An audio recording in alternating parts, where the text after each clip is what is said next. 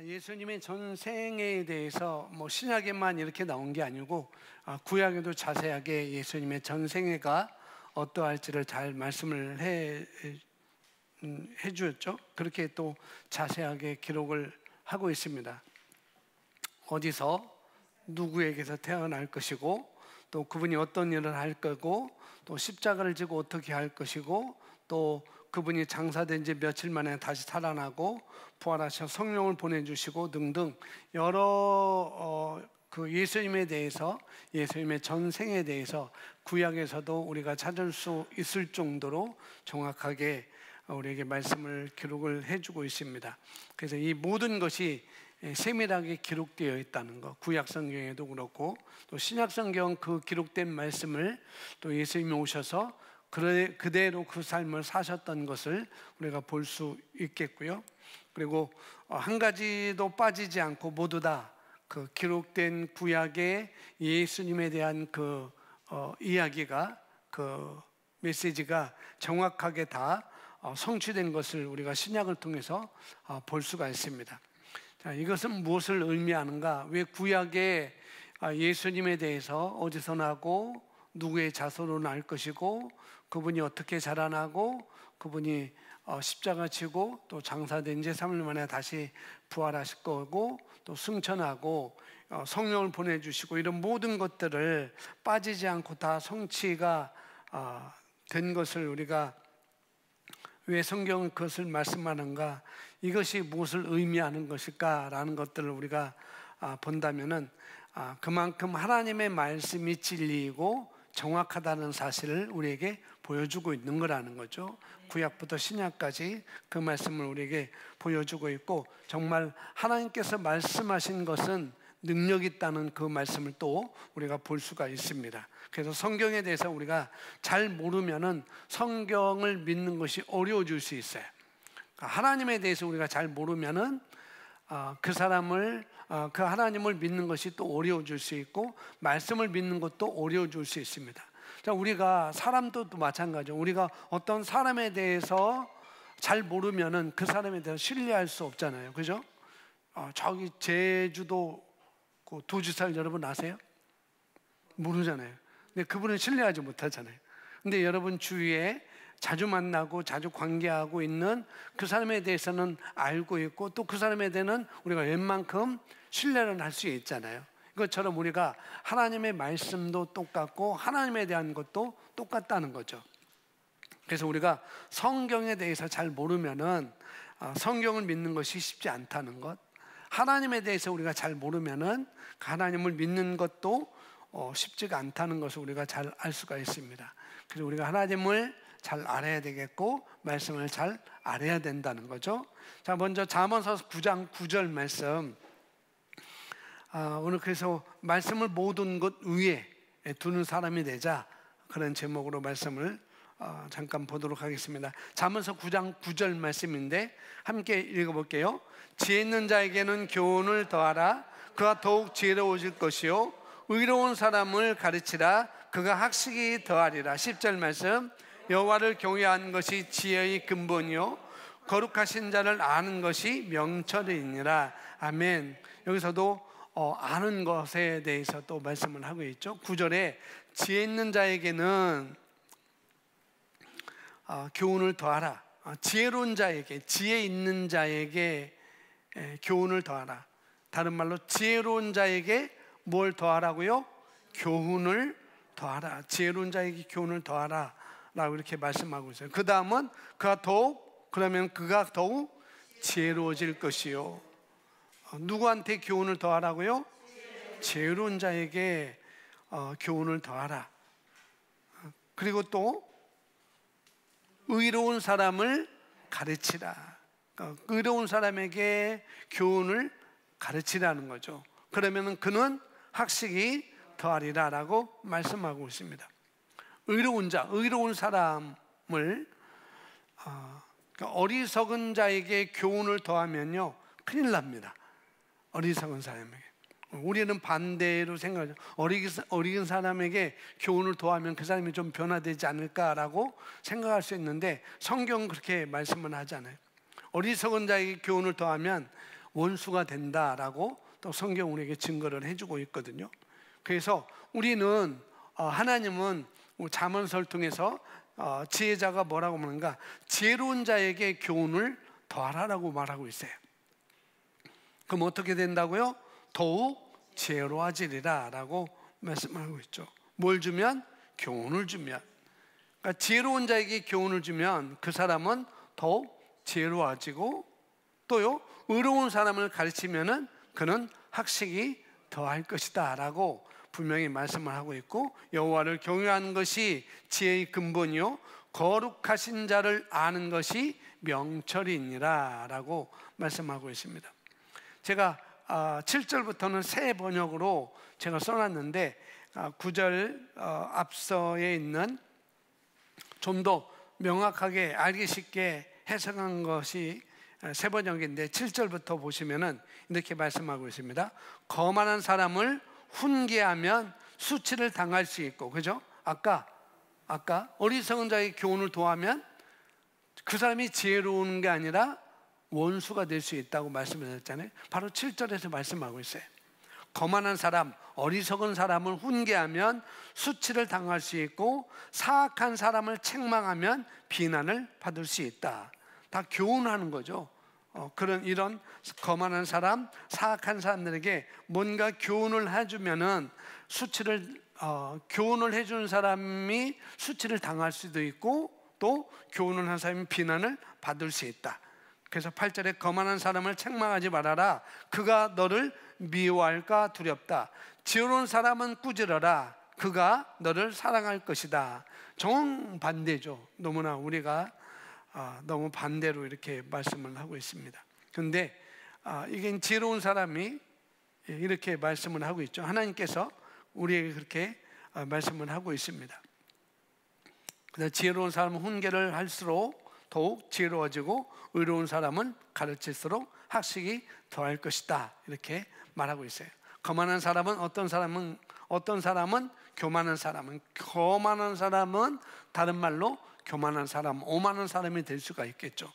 그래서 거만한 사람을 훈계하면 수치를 당할 수 있고, 나름 좋은 교훈을 줬는데, 그 사람에게 나름 좋은 교훈을 줬는데 좋은 교훈을 주는 그 사람에게 그 사람이 수치를 당할 수 있다는 거죠. 저와 여러분도 이런 사람에게 교훈을 주는데 도리어 사랑받는 것이 아니라 도리어 우리가 수치를 당할 수 있다라고 이렇게 얘기를 하고 있습니다. 그래서 사악한 사람을 책망하면 비난을 받을 수 있다. 거만한 사람은 책망하지 말아라. 누구한테 책망하지 말라고요? 거만한 사람을 책망하지 말래요. 거만한 사람인지 지혜로운 사람인지 의로운 사람인지 사악한 사람인지, 그래서 우리는 보고 경계에 임해야 된다는 거죠. 우리가 이순신 장군에 대해서 영화가 3편인가 이렇게 나왔잖아요. 근데 이순신 장군은 27전 27승이라고 합니다. 그러니까 패한 적이 없다는 거죠. 왜 패하지 않았을까? 왜 패하지 않았을까요? 분명히 나오는데, 네? 적을 잘 알아서. 그것도 있을 수 있어요. 또 하나는 지려고 하는 전쟁은 나가지 않은 거예요. 그러니까 이길 수밖에 없는 거죠. 그래서 내가 질 수밖에 없던 그 전쟁은 일본 왜군과 맞닥뜨리지 않은 거예요. 그래서 그들을 기다렸다가 이길 수 있는 그 시점에 나가서 싸우게 된다는 것. 그래서 명량이나 그 다음에 노량예전인가? 거기도 그렇고 한산대첩도 여전히 다 똑같은 거죠. 질 수밖에 없는 그런 상황인데 바로 나가지 않고 기다렸다가 이길 수 있는 그 상황이 오면은 비로소 나가서 전쟁을 해서 승리한 거. 그래서 이순신 장군은 전쟁에서 패한 적이 없다. 27승을 했다고 이렇게 1패도 없는 장수였다라고 이렇게 기록을 하고 있습니다. 질 가능성이 많았지만, 그러나 더 정확하게 얘기하면 지는 전쟁에는 아예 안 나갔다는 거예요. 그러니까 비굴한 사람이지 않는가? 그게 아니라는 거예요. 지혜로운 사람이라는 거죠. 질 수밖에 없는데 왜 나가서 나도 죽고 내 군사도 또 죽게 하는가? 그게 아니었다는 거죠. 기다렸다가 기회를 받다가 이길 수 있는 그 시점에서 나가서 싸우는 그런 그런 전략을 세워서 늘 길목을 지키면서 늘 이기는 싸움을 했던 것을 볼 수가 있습니다. 우리도 마찬가지라는 거죠. 우리도 마찬가지. 지는 전쟁을 우리 모르면은 안 돼요. 지는 전쟁을 모르면 안 됩니다. 그래서 우리는 분별해야 됩니다. 내가 지금 그런 것을 내가 이길 것인지 질 것인지 분별해야 돼요. 물론 우리는 믿음으로 선포하고 그럴 수도 있어요. 그러나 믿음으로 선포했다 할지라도 내가 거기에 의심이 들어가면 마치 마가복음 7장 24절에서 말하는 거죠. 이 산더러 들려 말하고 던져져라 하며 내가 말한 것을 그대로 믿어야 되는데 혹시 지나다가 의심이 들어오면은 그게 안 되는 것처럼 역시 우리도 마찬가지라는 거죠. 우리도 그런 내가 믿음으로 이렇게 말했다가도 지는 전쟁으로 가져올 수가 있다는 거죠. 그래서 우리가 잘 분별을 하셔야 된다는 것. 그래서 이 사람에게 훈계를 해야 될 사람인지 지금 내가 거기에 대해서 교훈을 던져야 될 상황인지 아닌지 이 사람이 지금 격려를 해줘야 될 사람인지 아닌지 다시 말합니다. 여러분들에게 친절하게 대하거나 자기 편을 만들거나 좋은 선물을 많이 준다고 해서 그 사람이 좋은 사람이 아니라는 거예요. 그가 하는 말이 저와 여러분에게 믿음을 줄지 아니면은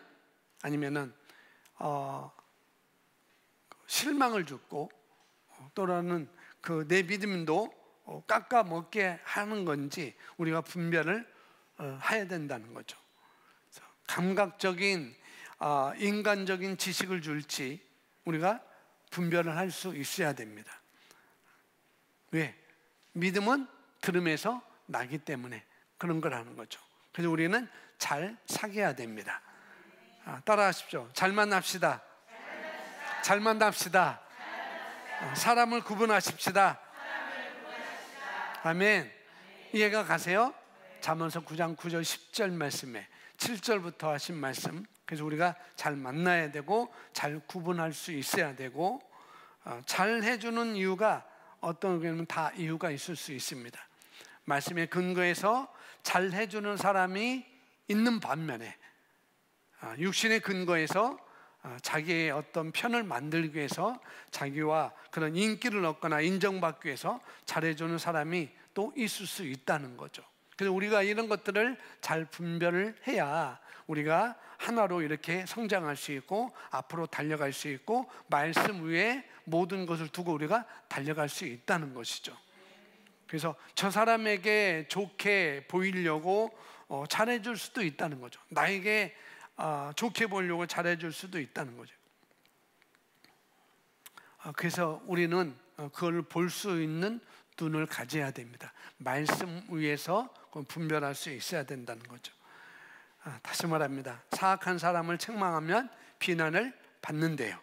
거만한 사람을 책망하면 미움을 당한다고 말하고 있습니다. 다시 말합니다. 지혜로운 사람을 훈계를 더할수록 더 그 사람은 지혜로워집니다. 그래서 우리는 말씀을 모든 것 위에 두기 위해 중요한 것이 있는데 뭐냐면은 말씀을 정확하게 분별하고 진리를 정확하게 분별하는 것입니다. 그래서 로마서 1장 16절에 말씀을 하고 있는데 16절 17절 함께 읽어보겠습니다. 내가 복음을 부끄러워하지 아니하노니 이 복음은 모든 믿는 자에게 구원을 주시는 하나님의 능력이 됩니다. 먼저는 유대에게 내요 그리고 헬라인에게로다. 복음에는 하나님의 의가 나타나서 믿음으로 믿음에 이르게 하나니 기록된 바 오직 의인은 믿음으로 말미암아 살리람과 같으니라. 아멘. 사도 바울이 말하는데 내가 그리스도의 복음을 부끄러워하지 아니하노니 내가 복음을 부끄러워하지 않는다. 근데 그리스도에 대한 복음이죠. 예수 그리스도에 대한 복음이었습니다. 그러니까 부끄러워하지 않는다고 사도 바울이 얘기를 합니다. 이것을 로마 교회에게 편지를 쓴 거예요. 내가 복음을 부끄러워하지 아니하노니 그러면 이 복음은, 여기서 이 복음이라는 말이, 이 복음이 자기에게 특별하다는 얘기예요. 예수 그리스도가 나를 위해서 하신 그 일, 그 복음이 나에게는 너무나 특별하다. 그래서 너에게 이 복음을 내가 쓰는 거야. 그러면서 이렇게 얘기를 하는 거죠. 그래서 영어로는 이 복음, this gospel이라고 말합니다. 나의 복음, 저의 복음이 아니고 이 복음이라고 그러죠. 이 복음, this gospel. 이 복음을 얘기하면 마음이 좀 불편할 필요가 없습니다. 근데 대부분 우리가 이 복음 하면은 너네는 그 복음이냐, 우리는 순복음인데 그렇게 얘기하고, 왜 이 복음만 얘기하느냐라고 그렇게 얘기하는 분들이 있는데, 그런데 정확히 알지 못해서 그러는 거죠. 알아도 너무 그 말을 쓰기 때문에 불편하다고는 자기 심정을 말하는 것입니다. 근데 사도 바울이 그렇게 얘기하는 거예요. 이 복음. 그 사람의 그 종이 되는 거잖아요.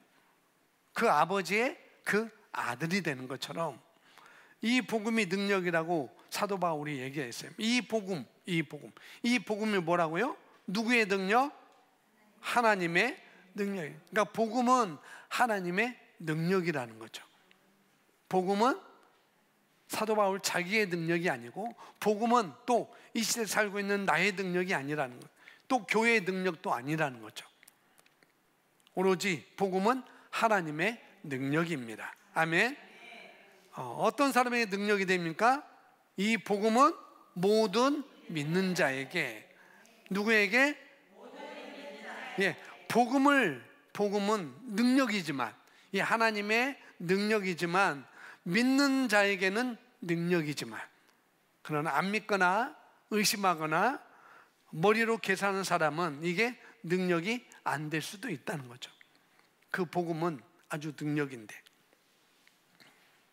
이 복음은 누구한테 능력이 된다고요? 모든 믿는 사람에게. 무엇을 주는? 구원을 주는. 뭘 준다고요? 구원을 주는 것. 그래서 복음은 이 세 가지를 우리가 좀 나눌 건데, 첫 번째 복음이라는 거죠. 복음은 한자로, 이게 개역 한글 한문 국한문을 보면은 이 복음이라는 것을 한자로 써놨는데, 이 복은 복복자고 음은 소리음자입니다. 그렇게 말하고 있어요. 헬라어로는 유앙겔리온, 좋은 소식, 기쁜 소식, 이렇게 말씀을 하고 있습니다. 그러니까 영어로는 또 굿뉴스 이렇게 기록되어 있죠. 좋은 소식입니다. 좋은 소식, 좋은 소리, 좋은 소식을 말씀하고 있습니다. 복음이 뭐라고요? 좋은 소식, 좋은 소리, 그런 것입니다. 죄송합니다. 여러분, 아파서 빌빌대 가지고 예배도 못 갈 정도로 몸살 감기 걸려서 사는 것이 좋은가요? 아니죠. 좀 몸살 감기 걸렸더라도 콩나물국에 고춧가루를 푹 부어가지고 저어서 후루 마시고, 바카스나 비타 천을 마시고 와가지고 예배에 참석하는 것이 그게 좋은 건가요? 다 각자 다르겠죠. 그래서 예수 안에서 내가 질병을 이겨내고 또 나와서 건강하게 사는 것이 좋은 소식이죠.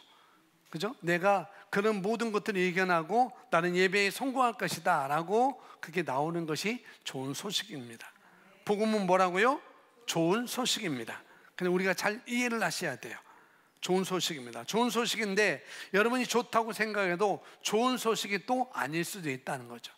복음은 좋은 소식이라며. 근데 좋은 소식은 좋은 소식인데 또 우리에게 또 좋은 소식이 아닐 수 있다는 거죠. 그래서 우리는 성령님의 인도를 잘 받아야 됩니다. 그래서 특별한 감정이나 느낌이 있어야지 하나님의 인도라고 생각하시는 분들도 있는데, 그것은 감각이라는 거죠. 그래서 저와 여러분들은 정확하게 분별할 수 있어야 됩니다. 그래서 또 우리가 믿음으로 예배드리는 것이 뭔지도 또 우리가 배우셔야 되고요. 그렇습니다. 믿음으로 살아본 적이 없는 사람이 있어요. 믿음으로. 예수 믿어도 믿음으로 살아본 적이 없는 사람의 특징이 있습니다. 뭐냐면 그 사람은 돈 없으면 이사를 못해요. 믿음이 없는 사람. 환경이 막히면 하나님의 뜻이 아니라고 생각합니다. 그리고 자기보다 어떤 힘센 사람이 얘기하면 다 따라가고 어쩔 수 없다고 그렇게 생각을 해버리게 되는 거죠. 어떤 사람들이 자기보다 더 말도 잘하고 또 사회 경험도 있고 그런 사람들이 하면은 되는 대로 살아, 어쩔 수 없지, 지금은 시대가 어떤데, 우리는 이거밖에 없는데, 당신 지금 이거밖에 없는데 어쩔 수 없잖아, 너무 어렵잖아, 이 일들은 우리한테 너무나 벅차, 너한테 너무 벅차, 이렇게 얘기하고 사람들이 이렇게 얘기를 하고 사는 사람들이 많이 있다는 거예요. 이런 사람들의 삶의 영역에서는 믿음으로 사는 것을 한 번도 배워본 적이 없는 사람들이라는 거죠. 성경은 말하습니다. 믿음은 바라는 것들의 실상이라고. 바랄 수 없을 때 바라고 걸어가는 것이 믿음인 것입니다. 손에 보이지 않고, 손에 쥐어지지 않고, 내 눈에 보여지지 못할 때 있다고 기대하면서 기뻐하면서 발걸음을 내디딜 수 있는 것이 바로 믿음으로 사는 사람입니다. 아브라함을 하나님께서 부르실 때, 창세기 12장에 부를 때 너는 복의 근원이 될지다 라고 말씀하고, 그 다음에 그것도 못 믿자 17장에 가서는 해변으로 데리고 와서 이 모래와 같이 내 자손이 많아질 거다. 그 하늘의 별을 봐라, 이 별처럼 내 자손이 많아질 거다라고 말씀하셨죠. 아브라함이 그것을 죽을 때까지 아브라함은 그걸 못 봤어요. 결국 얻은 것은 진짜 이삭, 그 다음에 이삭을 통해서 야곱의 12아들은 봤는지 모르겠어요. 아브라함은 그 하나님이 주신 그런 약속을 믿음으로 바라봤지만, 그러나 그만큼 하늘의 별같이 그 모래사장이 모래같이 그게 많아지는 것은 직접 눈으로 보지 못했다는 거죠. 그러나 아브라함은 바랄 수 없을 때 바라고 걸어가는 사람이었습니다. 자기 눈에 다 그 약속이 보여지지 않았지만 그 약속을 신뢰하고 기대하면서 기뻐하면서 즐거워하면서 발걸음을 내디뎠던 사람이 바로 아브라함이었다는 거죠. 그래서 믿음의 사람은요, 말씀을 따라 말씀대로 생각하고 말씀대로 표현하고 말씀대로 발걸음을 내딛는 사람인 것입니다. 아멘. 그래서 우리가 말씀을 정확하게 분별할 수 있어야 되는 거죠. 이게 진리인지 감각인지 믿음인지 믿음이 아닌지 또 여러분이 정확히 아셔야 됩니다. 좋은 것과 또 나쁜 것도 우리가 구분할 수 있어야 되겠고요. 따라서 합니다. 말씀에 대해서 긍정적인 태도를 가지자. 그게 뭐냐면 믿음은 태도의 문제라는 것입니다. 첫 번째는 복음에 대해서, 두 번째는 믿음에 대해서인데 믿음은 태도의 문제인 거예요. 맞고 틀린 문제. 믿음은 맞고 틀린 문제가 아니에요. 태도의 문제인 것입니다. 아브라함이 그 하나님의 말씀에 볼 때 전혀 맞은 게 하나도 없잖아요. 그죠? 어떻게 나이가 점점 들어가는데, 시간은 다 와가는데 왜 이렇게 그 약속은 내게 안 이루어지지? 그런 것을 보고 있는데, 근데 아브라함이 가졌던 것은 바로 하나님의 말씀에 대한 정확한 태도를, 믿음의 태도를 가졌던 거라는 거죠. 하나님께서 말씀하셨을 때 그 말씀을 예스라고 받아들인 아브라함.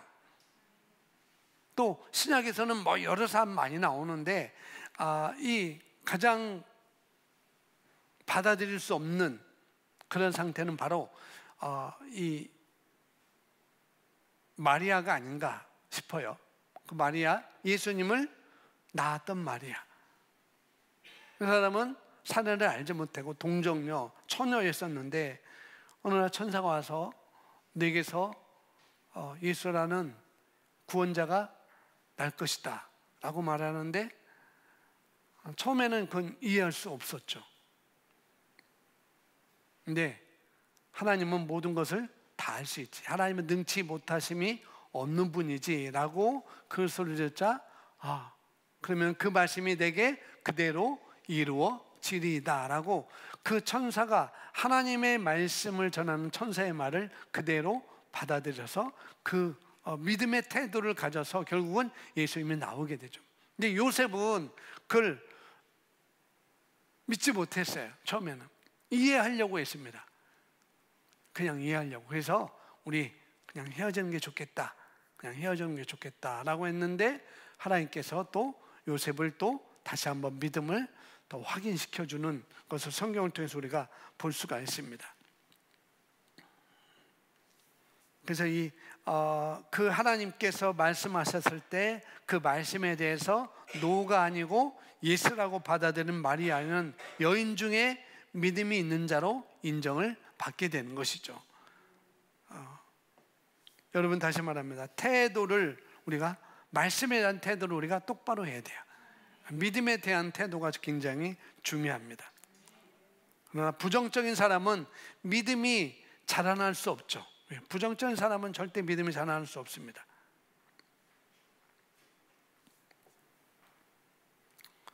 그리고 말씀 안에서 우리가 기대하고 가져오기를 그런 사람은 우리가 바라봐야 되죠.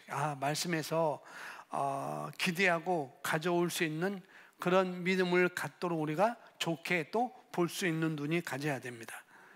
믿는 자는 피해자가 아닙니다. 절대. 뭐한 사람입니까? 믿는 자는 상황을 다스리고 정복하는 사람입니다. 아멘. 그래서 우리는 피해자가 아니라는 거죠. 자, 로마서 5장 17절 말씀이 있는데 함께 있습니다. 한 사람의 범죄로 말미암아 사망이 그 한 사람을 통하여 왕노릇하였은즉 더욱 은혜와 의의 선물을 넘치게 받는 자들은 한 분 예수 그리스도를 통하여 생명 안에서 왕노릇하리로다. 아멘. 이 로마서 5장 17절에 하나님의 생명을 가진 사람은 생명 안에서 뭐 한다고 그랬어요? 왕노릇, 통치하고 다스린다라고 말씀하고 있습니다. 그래서 우리는 환경을 가져오는 것입니다. 부정적으로 얘기하는 사람은 우리가 주의를 하셔야 돼요. 삐딱하게 얘기하면서 또 삐딱한 마음을 주는 사람을 우리가 주의를 해야 됩니다. 왜? 믿음도 들음에서 나기 때문에, 믿음은 들음에서 나기 때문에 그렇게 말하는 사람의 말도 우리가 믿음이 창출할 수 있어요. 왜? 듣기 때문에. 인간의 육신은, 우리 인간의 육신은 불평, 불만을 좋아하는 것 같습니다. 우리 육신은 대부분. 그러니까 왜 그런가? 그러니까 인간 본성 자체가 그 절망으로 기울는 것 같아요. 인간 본성 자체가. 그러니까 말씀을 모든 곳 위에 두는 사람보다는 내 마음이 상해 있다면 절망이라는 파티에 끌리게 됩니다. 믿음의 파티로 끌려야 되는데, 소망의 파티로 끌려야 되는데, 말씀을 모든 것 위에 두는 사람보다도 내 마음이 상해 있다면 그 사람은 절망 파티가 더 끌리게 된다는 거예요. 왜 나만 이런 거야? 왜 나만 이런 거야? 나만 이런 게 아니구나. 쟤네들도 그러네. 저 사람도 그러네. 저 집사님도 그러네. 저 성도님도 그러네. 저 사람도 절망하고 있네. 뭐 나도 저 사람보다는 나름 괜찮네 라고 그 절망 파티를 자기가 수용해 버리는 거예요. 절망하는 세론이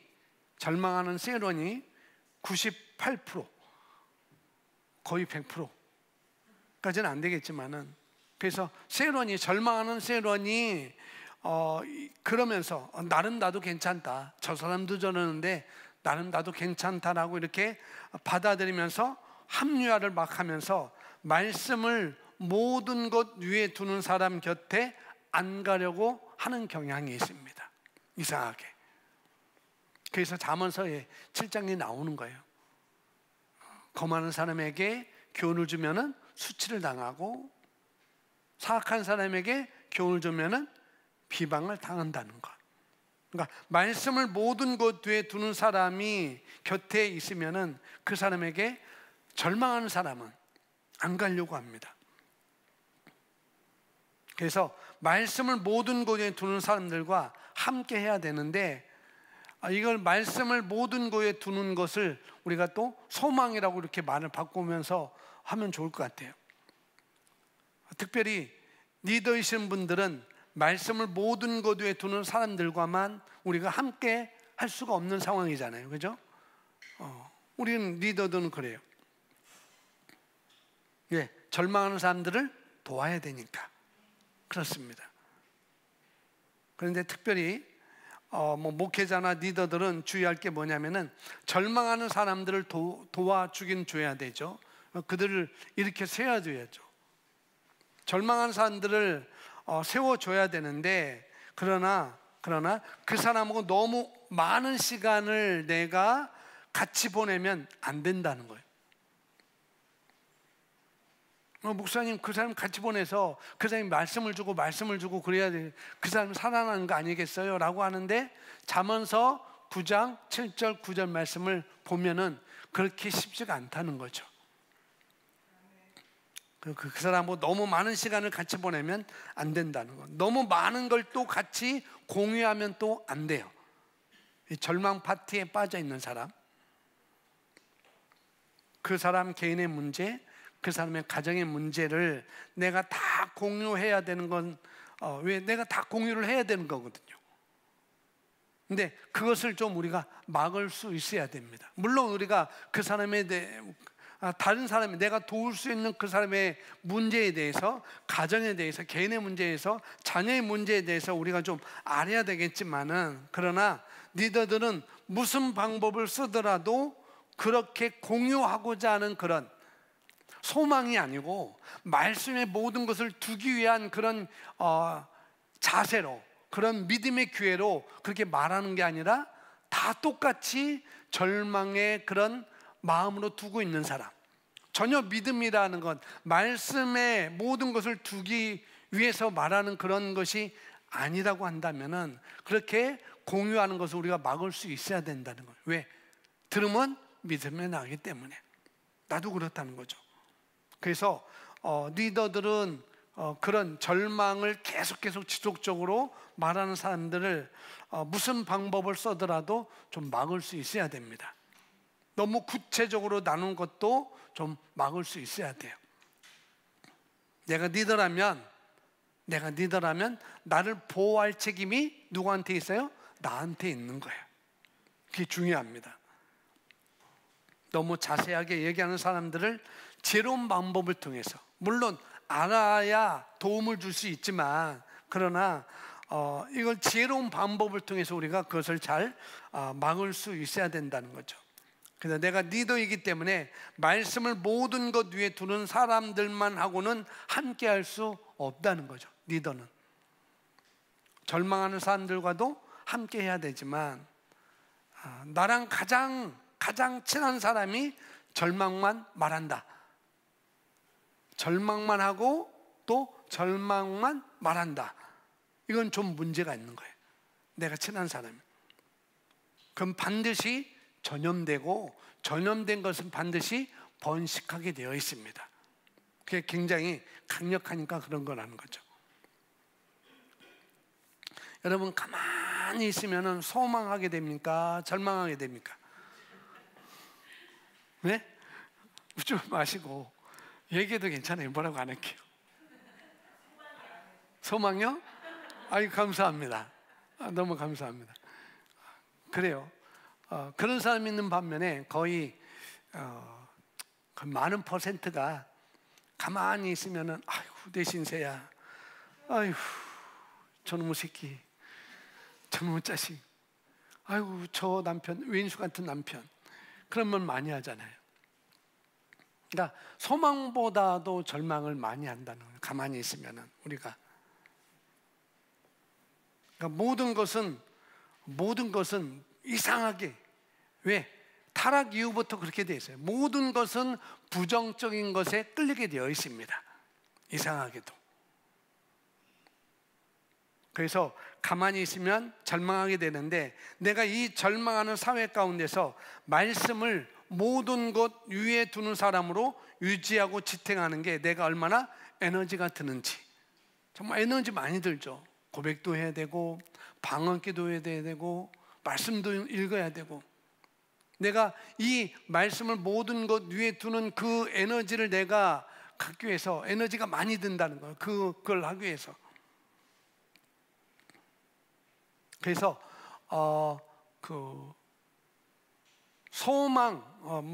소망하는 게 에너지가 더 든다기보다도 절망하는 게 더 에너지가 드는가? 절망하는 것이 더 에너지가 되는가? 소망하는 것이 더 에너지가 되는가? 분명히 우리는 소망하는 것이 더 에너지가 많이 듭니다. 그죠? 조금 전에 얘기했잖아요. 말씀 고백도 해야 되잖아요. 말씀의 실제도 해야 되잖아요. 방언 기도도 해야 되잖아요. 절망은 아무것도 안 해도 돼요. 그 에너지가 덜 드는 거예요. 희한하게. 희한한 것도 아니죠. 그래서 가만히 있으면은 절망이 쉬워요. 가만히 있으면 절망이 되니까. 우리가 절망하는 것 너무나 많이 도와주잖아요. 뭐 뉴스를 켜봐도 절망하게 만들고, 온라인 스마트폰 올라온 켜봐도 뉴스마다 이야기마다 다 절망하는 얘기가 나오고, 좋은 뉴스 얘기 잘 안 하잖아요. 그래서 우리가 가만히 있으면은 절망하게 됩니다.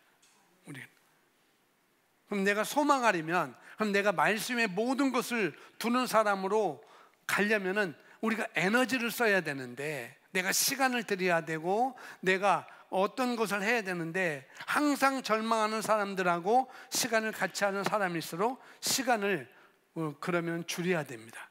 그럴수록 오래 같이 있어줘야 도움이 된다? 절대 그렇지 않습니다. 절대 그렇잖아요. 그 사람이 절망하는 얘기를 많이 들어준다고 도움이 또 되지 않습니다. 제가 한국가정사역연구소에서 다닐 때 상담 심리 가운데 여러 가지가 있어요. 뭐 오은영 박사가 하고 있는 그런 것도 거기서도 대부분 그래요. 그러니까 여러 가지 가운데 그 중에 하나가 들어주라는 거예요. 그걸 실습을 합니다. 직접 나가서 실습을 하는데, 얘기를 들어줬을 때 뭔가 변화가 있는 게 아니에요. 그 사람 속 시원하다고, 후련하다고 해요. 눈물 펑펑, 콧물 펑펑 흘리고 그래요. 근데 다음 학기에 또 와요. 많이 들어줘서 변화가 일어나는 게 아니라는 거죠. 많은 그런 것을 그 한국가정사역연구소에 다니면서 많이 그런 걸 체험했습니다. 그 얘기를 많이 들어줬을 때 뭔가 변화가 있는 게 아니라는 것. 그 얘기를 들어주면 그 얘기만 계속하는데 거기에 머물러 있게 된다는 거죠. 그 사람에게는. 그래서 저는 들어주는 것보다, 물론 들어주는 것도 좋아요. 그러나 들어주긴 들어주되 적절한 시기에 좀 코칭해서 그 얘기 말고 지난 일주일 동안 살면서 하나님께 감사한 얘기가 있으면은, 감사한 일이 있으면 좀 얘기를 해라. 그럼 또 너무 추상적인 것 같아요. 감사한 일이 없는데 나에게 감사해요. 그러면은 일주일 동안 참 즐거웠던 것, 재미있었던 것, 기뻤던 것, 그런 것도 좀 나눠줘라 라고 적절하게 끊고 그런 거를 얘기할 수 있도록 해줘야 된다는 거예요. 왜? 그 사람 늘 절망 파티에 앉아있으니까, 그게 좋으니까, 파티니까. 그런 사람들을 자꾸 절망만 얘기하고 절망 가운데 있는 사람에게는 그런 것들을 얘기를 해줄 수 있어요. 그걸 끊어버리고 지혜롭게 감사한 일이 뭔지, 기뻤던 것이 뭔지, 재미있게 일했던 건 재미있었던 일이 무엇인지를 좀 얘기를 해서 그 절망이라는 파트에서 나올 수 있도록 해줘야 된다는 거죠. 그래서 그 사람에게 그런 일을 찾아보게 하는 것, 그런 세론이 그걸 찾아보게 하는 것, 그런 것들을 지혜롭게 하셔야 되겠죠. 집사님 그만하세요. 그러면은 그 사람 시험 들어요. 그만 절대 안 되고 지혜롭게. 그랬군요.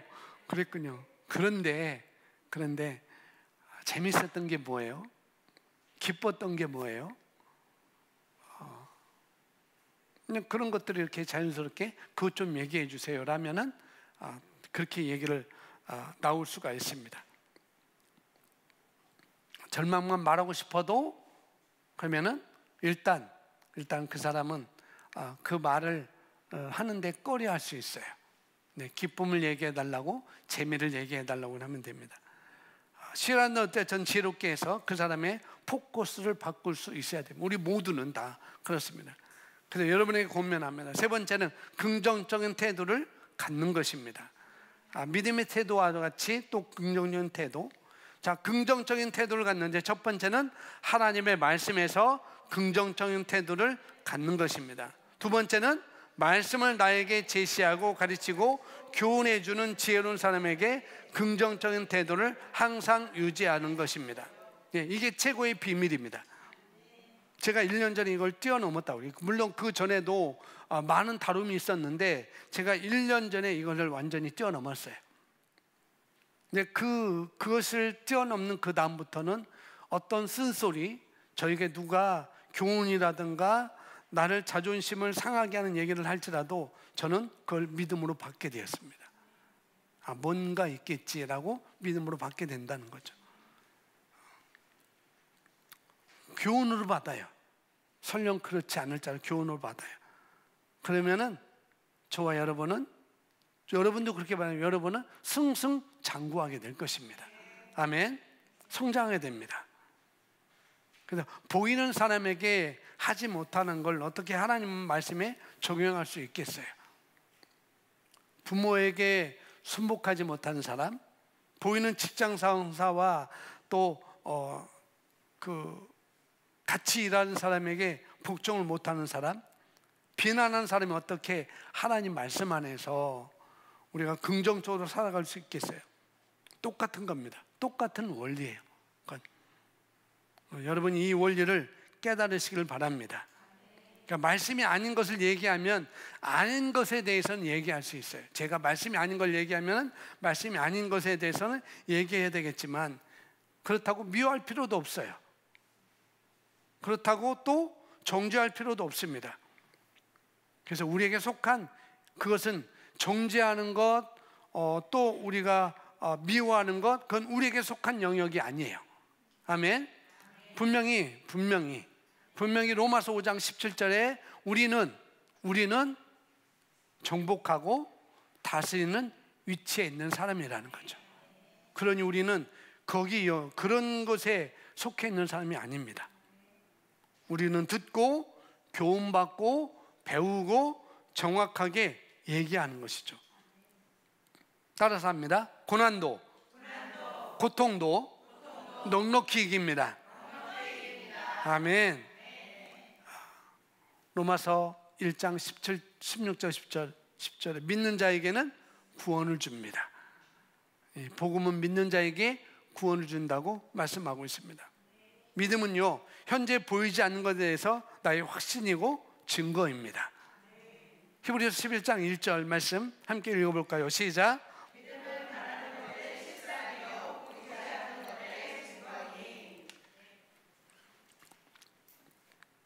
믿음은 현재 보이지 않는 것에 대한 나의 확신이고 증거입니다. 믿음은 바라는 것들의 실상이요, 보이지 않는 것들의 증거니. 그러니까 현재가 아니라면 그건 믿음이 아니라는 거예요. 그건 소망이죠. 소망. 다른 말로 소망은 또 믿음이 아닙니다. 물론 소망도 중요하지만 저번에 말씀드렸던 소망도 왜 이렇게 중요한지, 믿음과 함께 갈 수밖에 없는 것이 바로 소망이라고 말씀을 드렸는데, 그러나 이 히브리서 11장 1절 믿음은 바라는 것들의 실상이라고 그랬습니다. 믿으면 구원을 주는 하나님의 능력이 나타납니다. 아멘. 믿음 속에 하나님의 능력이 들어 있습니다. 지금 믿음은, 지금 현재 그 믿음은 바라는 것들의 실상이라는 것, 하나님의 복음은 믿는 자에게 구원을 주시는 하나님의 능력입니다. 그래서 우리가 모든 것, 말씀을 모든 것 위에 두는 것, 그래서 그러기 위해서 우리가 말씀을 잘 알아야 되고 정확하게 알아야 되는 거죠. 그래서 우리가 알려면은 또 우리가 에너지를 써야 되는 거예요. 그래야 소망이 생기고, 그래야 믿음이 우리가 더 성장할 수 있습니다. 가만히 놔두면 절망이 더 쉽다는 것. 그러니 우리는 절망보다도 소망하는 것. 그래서 우리가 그런 자리로 갈 수 있도록, 더 믿음으로 더 나아갈 수 있도록 우리가 말씀을 모든 거에 두는 그 훈련을 지속적으로 해나가기를 예수님의 이름으로 축복합니다.